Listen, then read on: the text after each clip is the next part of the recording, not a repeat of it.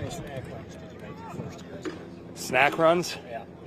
I was in charge of a lot. Snacks, tobacco, food, whatever they needed. Fridges. Yeah, no, I did a little bit of everything. And you were talking about the guy you beat earlier, how they came in to Tyler Smith a couple of years ago.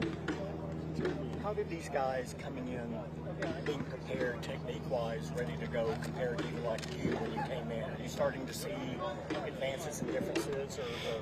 Yeah, I mean, like I've had 6 offensive line coaches since I've been here, so I've kind of seen the full gambit of different techniques that around the league and what coaches coach. So, these guys, obviously, it's great for them to come in with Coach Solari.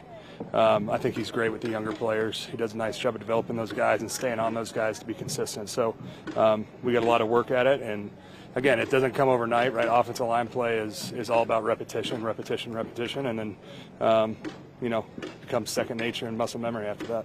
Do you think about we just forget Tyler Smith is still a young guy, don't we? Yeah, no doubt. I mean, the guy's such a freak. But, yeah, I mean, the sky's the limit for this guy. I expect him to be better than he was last year, and he's going to be the top guy around the league for a long time. Do you think about how much longer you want to play? Excuse me? Do you think about how much longer you want to play? Nope, just focus on this year. What does it say that you've had 6 different offensive line coaches and you've been able to adapt and still play at an elite level? Yeah, I think I've taken something from each of those guys that I've had, and that's the great part, right? I mean, at the end of the day, everyone's looking for basically the same thing. Now, yeah, there are different ways to do it, absolutely, and I've been exposed to a lot of that. So, not say I pick and choose, but I do I am aware of how certain things work and can kind of adapt on the fly. But you do what you do, and they don't mess with that in a sense. Yeah, I mean, I always want to do what where our coach is at, and what we're trying to harp, because it all marries together, right? If I'm doing something different than my right tackle or my center, it's not going to line up. So we all got to be on the same page in the technique that we're using. You mentioned Tyler Steele's not exactly a trusty veteran. Right.